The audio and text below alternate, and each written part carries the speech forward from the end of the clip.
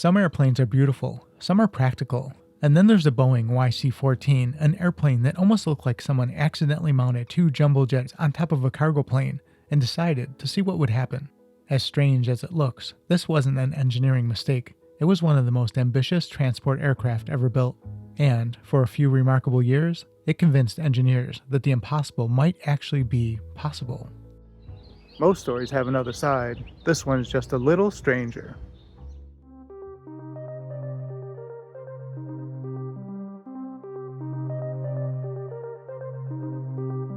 I'm Bill, and this is Buffalo Air Park. Let's dive in. The Boeing YC-14 has always been one of those airplanes that makes people stop and stare. At first glance, something just doesn't look right.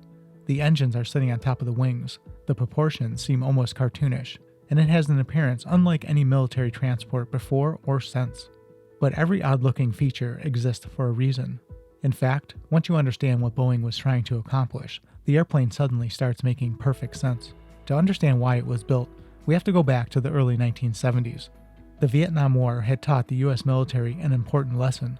Winning battles wasn't just about fighters and bombers, it was about logistics. Supplies had to reach troops operating from remote forward bases, many of which had little more than rough dirt runways. The dependable C-130 Hercules handled much of that work, but fully loaded it still needed roughly 4,000 feet of runway. In many combat situations, that simply wasn't available, so the Air Force issued what sounded almost like an impossible challenge. Design a jet-powered transport capable of carrying 27,000-pound payload over 500 nautical miles, while taking off and landing from an unprepared strip only about 2,000 feet long. It also needed room for heavy armored vehicles. Most engineers probably looked at those requirements and wondered if they were realistic. Boeing looked at them as an opportunity. Their answer became the YC-14, which first flew on August 9, 1976, with test pilot Ray McPherson at the controls. Instead of following conventional transport aircraft design, Boeing engineers turned to an aerodynamic principle known as the Coandă effect. If you've ever held the back of a spoon next to a stream of water from a kitchen faucet, you've probably seen it happen. Rather than continuing straight downward, the water bends and clings to the curved surface of the spoon. Boeing's engineers wondered if jet exhaust could do exactly the same thing. They mounted two massive General Electric CF6 turbofan engines, each producing more than 50,000 pounds of thrust, high above the wings and close to the fuselage. These were essentially the same engines powering wide-body airliners like the DC-10 and the early Boeing 747. When the YC-14 lowered its enormous trailing edge flaps, the engine exhaust flowed across the top of the wing, wrapped itself around the curved flaps, and was directed sharply downward. Instead of simply pushing the airplane forward, the engines were helping push it into the air. This technique became known as upper surface blowing. NASA researchers had already begun studying the concept when Boeing's engineers compared their calculations with wind tunnel data from NASA Langley. The numbers matched remarkably well. Suddenly, this unusual-looking transport had the potential to deliver exactly the performance the Air Force wanted, and the results were extraordinary. The YC-14 could remain under control at only 59 knots, around 68 miles per hour. That's slower than the stall speed of some small general aviation airplanes. Landing performance was even more impressive. Under ideal conditions, with a strong headwind and maximum braking, the airplane could come to a stop in less than 400 feet. Then there was the payload. Although the Air Force requirement called for carrying 27,000 pounds, Boeing demonstrated far more. During testing, crews loaded a 109,000-pound M60A2 main battle tank into the cargo compartment. The YC-14 took off, completed its flight, and landed successfully. It could even climb at nearly 6,000 feet per minute, roughly 3 times the climb rate of a C-130. Of course, making an airplane behave this way created entirely new engineering challenges. Those enormous engines were blasting extremely hot exhaust directly across the upper surface of the wings. Boeing solved that problem by covering sections of the wings behind the engines with titanium heat shielding. Testing also uncovered another surprise. As the airplane approached the ground during very short landings, unusual airflow patterns sometimes caused the exhaust stream to separate from the flaps, reducing lift at exactly the wrong moment. The solution was surprisingly elegant. Retractable generators would extend from the wing, energizing the airflow and helping keep the exhaust attached to the flaps during low-speed operation. The cockpit was equally advanced. While most military transports still relied almost entirely on rows of analog gauges, the YC-14 introduced early cathode ray tube displays that pointed towards the glass cockpits we take for granted today.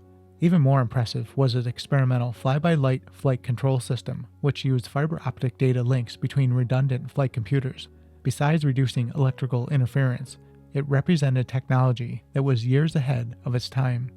Like many early digital systems, though, it wasn't perfect. The flight computers occasionally drifted out of synchronization.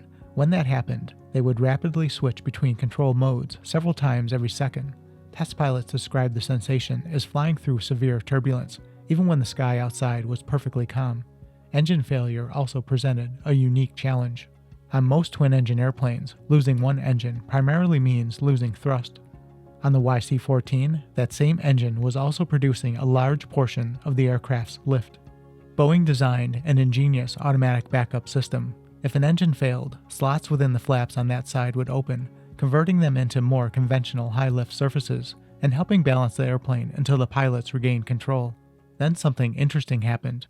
In 1977, the Soviet Union unveiled the Antonov An-72. It featured an unmistakably similar over-wing engine arrangement using the same aerodynamic principles. Whether it was independent development or inspiration gathered from elsewhere has been debated ever since. Physics often leads engineers towards similar solutions, but the timing certainly caught the attention of Western intelligence. Despite all its success, the YC-14 never entered production. By the end of the 1970s, military priorities had changed. Rather than focusing on short tactical flights into small airstrips, the Air Force wanted one aircraft capable of handling both tactical missions and long-range strategic airlift. Meeting those new requirements would have required redesigning much of the airplane.